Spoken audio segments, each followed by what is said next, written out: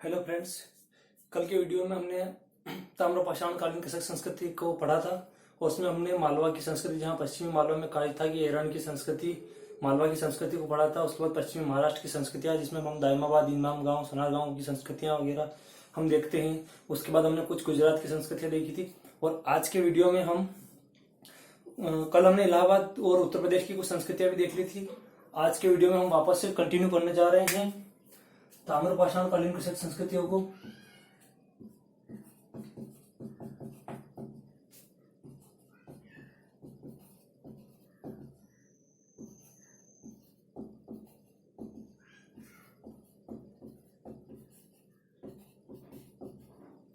ताम्रपाषाण कालीन कसक संस्कृति को आज के वीडियो में हम वापस से कंटिन्यू करने जा रहे हैं।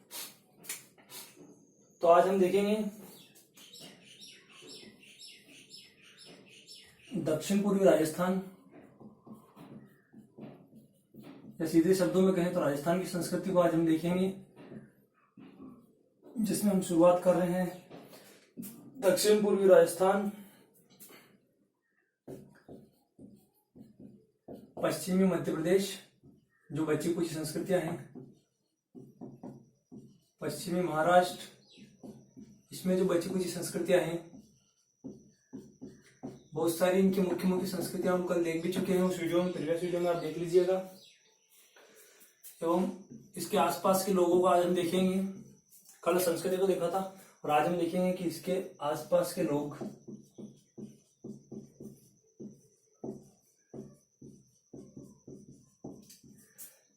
कृषि करते थे। उनका मुख्य व्यवसाय कृषि एवं पशुपालन। इसके आसपास के लोगों के व्यवसाय में हम देखेंगे कृषि एवं पशुपालन। और वो कौन कौन से जानवर वो पालतू बनाते थे तो हम देखेंगे। जानवरों पालतू में हम देखेंगे भेड़ को, बकरी को और इसके साथ ही गाय, सुअर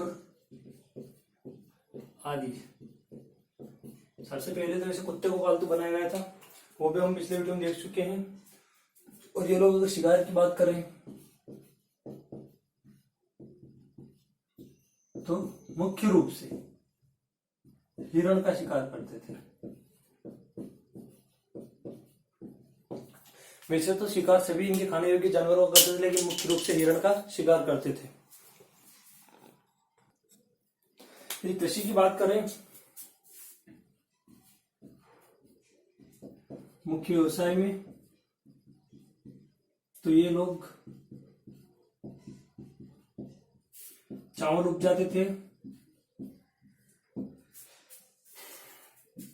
उसके बाद बाजरा को ले लेते हैं हम, उड़द को ले लेते हैं हम, मूंग मसूर, दलहन तो हम सभी ले सकते हैं, मूंग मसूर आदि है ना। इन सभी फसलों का भी उत्पादन ये मुख्य रूप से करते थे। और देखें तो अब तक के लगभग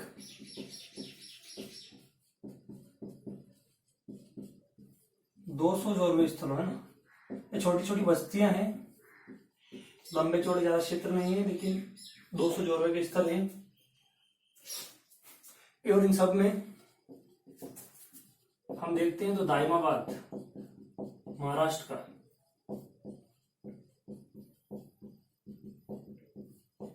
जो है दाइमाबाद महाराष्ट्र सबसे प्रमुख स्थल है, सबसे मुख्य स्थल रहा है जोरवे की संस्कृति का। यहाँ की बात करें तो लगभग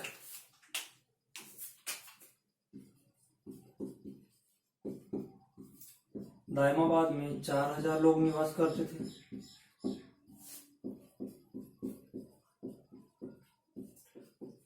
4000 लोग निवास करते थे, तो इससे हमें पता चल जाता है कि 4000 लोगों के जो बस्ती सबसे बड़ी है, तो छोटी छोटी बस्तियां और बहुत छोटी रही होगी, और 4000 लोग निवास करते थे, मतलब लगभग एक गांव के जितना बड़ा ही वो स्थल रहा होगा। तो यहाँ पर हम देखते हैं 4000 लोग निवास करते होंगे। और इमाम गांव भी हमने देखा है मुख्य रूप से महाराष्ट्र का ही है। ये भी फेमस स्थल है जौरवे संस्कृति का। तो इनाम गांव की बात करें तो यह ताम्रपाषाण एक स्थल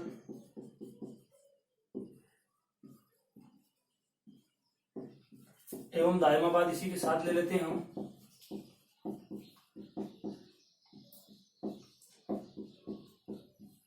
कांसे की उत्पत्ति या कांसे के उत्पादन में प्रमुख रहे हैं।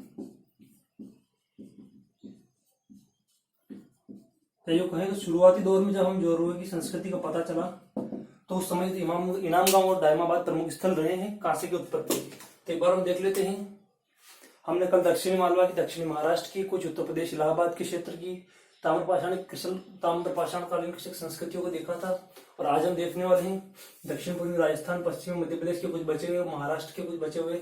इसके अलावा जो लोग क्या व्यवसाय करते थे, क्या शिकार था, क्या मतलब व्यवसाय करते थे, किन किन पशुओं को शिकार करते थे, कौन कौन सी फसलें उगाते थे, कितने लोग निवास करते थे, क्या क्षेत्रफल था, इन चीजों का आज हम डिस्कस करें। तो इसमें हम देख रहे थे कि इसके आसपास के लोग कृषि एवं पशुपालन करते थे, ये इनका मुख्य व्यवसाय रहा है।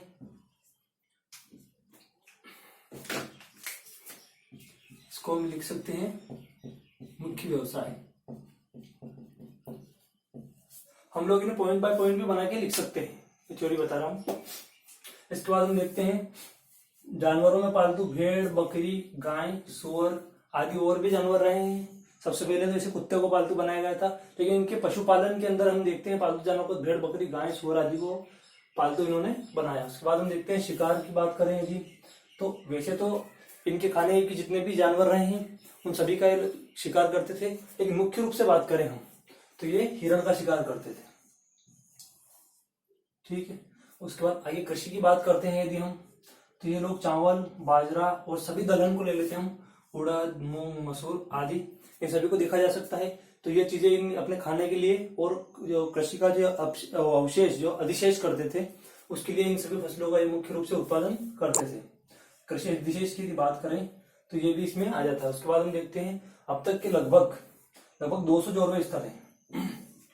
जौरवे स्थलों को हम देखें तो इनकी मतलब जो क्षेत्रफल है, इनकी आकृति है, एक गांव से ज्यादा बड़ी नहीं रही होगी, क्योंकि हम देखते हैं दायमाबाद महाराष्ट्र का सबसे मुख्य है जौरवे का स्थल। महाराष्ट्र का दायमाबाद जौरवे की संस्कृति का सबसे मुख्य स्थल रहा है और इसमें लगभग हम देख रहे हैं सिर्फ 4000 लोग।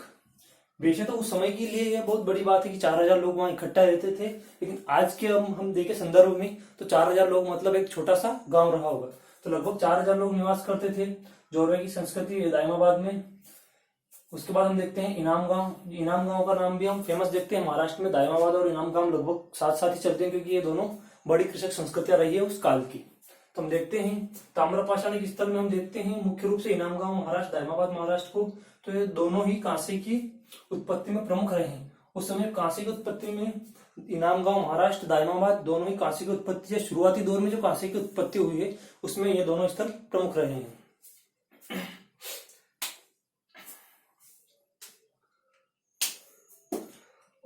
आगे देखते हैं हम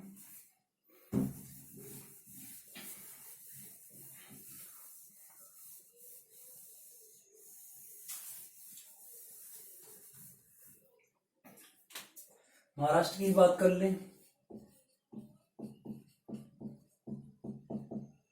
तो महाराष्ट्र में ताम्रपाषाण काल के लोग है ना, या उस लगभग काल के लोग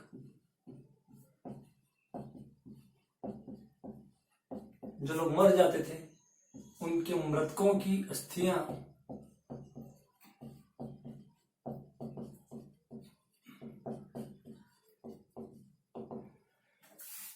तांबे की कलश में भरकर, है ना, क्योंकि ताम्रपाषाण संस्कृति नाम तांबे से ही पड़ा है तो ऑब्वियसली तांबा तो वहां अवेलेबल होगा ही। अब घर की दिशा कौन सी है देखता हूं मैं, उत्तर दक्षिण दिशा में, है ना, उत्तर दक्षिण दिशा में गाड़ते थे। इन सभी संस्कृतियों और अब तक के जितने भी वीडियो बने हैं इनमें मैंने मैप एक भी जगह शो नहीं किया है, लेकिन जब मैंने पढ़ा है और जो मेरे नोट्स वगैरह बनाए हैं उन सब में मैंने साथ साथ में मैप को भी बनाया है और चलाया है। तो मैं कोशिश करूंगा कि इन सभी संस्कृतियों की एक बार मैप बनाकर और उस मैप में इनकी लोकेशन सारी मैं आपको शो कर दूंगा, एक वीडियो स्पेशली उसके लिए मैं बना दूंगा। तो अभी मैं यहाँ लगातार थ्योरी बता रहा हूँ, ठीक है। और मिट्टी की जो मूर्तियां देखी है उनसे साफ पता चलता है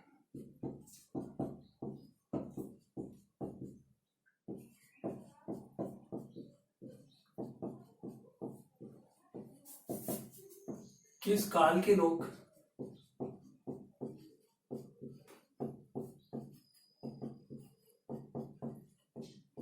मातृ देवी की पूजा करते थे। मातृ देवी या माँ को पूजते थे, वही बात है।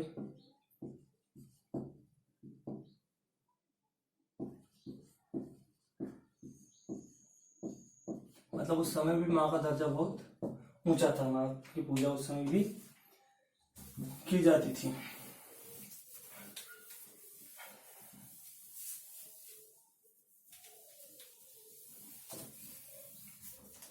अब यदि बात करें हम तो इनाम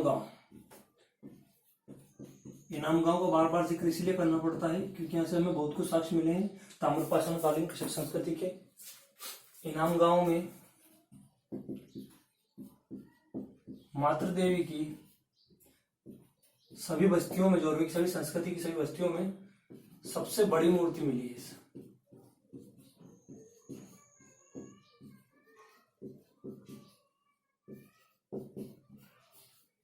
इसीलिए तो इनाम गांव फेमस है, सबसे बड़ी मूर्ति मिली है।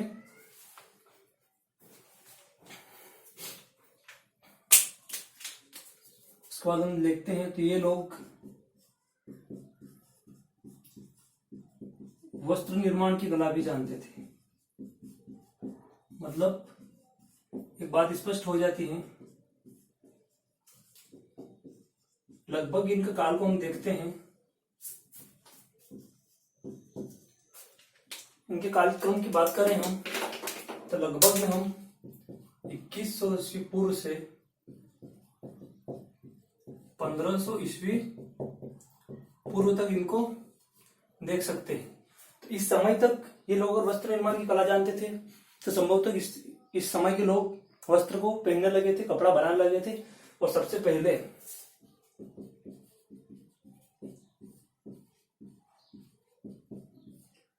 सूती वस्त्र और ऊन से कपड़ा बनाना है ना, ऊनी वस्त्र।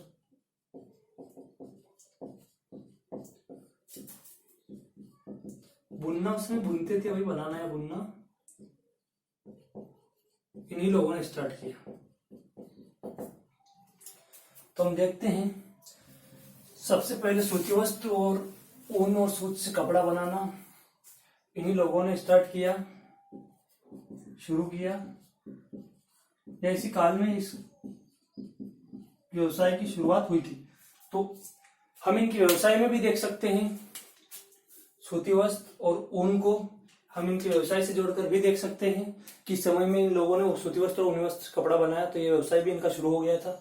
तो हम एक बार देखते हैं, महाराष्ट्र की बात करें तो ताम्रपाषाण काल के लोग मृतकों की जो अस्थियां हैं, इसको अंडरलाइन कर रहा हूं, तांबे के कलश में भरकर उत्तर दक्षिण दिशा में गाड़ते थे, है ना, घर के अंदर, है ना, उत्तर दक्षिण दिशा में घर के अंदर। ठीक है। उसके बाद यदि बात करते हैं हम आगे, तो मिट्टी की मूर्तियों से पता चलता है कि इस काल के लोग मातृ देवी की पूजा करते हैं। जो मिट्टी की मूर्तियां हमें मिली है वो मातृ देवी की मिली है, तो हमें पता चलता है कि इस काल के लोग मातृ देवी की पूजा करते थे। उसके बाद हम देखते हैं इनाम गांव में मातृ देवी की सबसे बड़ी मूर्ति मिली है, जो कि महाराष्ट्र में है। ये लोग वस्त्र निर्माण की कला भी जानते थे, उस समय के लोग वस्त्र निर्माण की कला भी जानते थे। और उसी समय हम देखते हैं सूती वस्त्र और ऊनी वस्त्र का इनका व्यवसाय शुरू हो गया था। ये लोग सूती और ऊनी वस्त्र को बुनने लगे थे, बनाने लगे थे। ठीक है। और इनका एक कालक्रम 2100 ईस्वी पूर्व से 1500 ईस्वी पूर्व, इससे हमें पता चलता है कि मानव कपड़े का व्यवसाय और कपड़े पहनना लगभग 2100 ईस्वी पूर्व से पहले से ही शुरू हो गया था। तो लगभग आज तो 4000 साल हो गए हैं इनको। तो आगे की डिस्कशन हम अगले वीडियो में करेंगे।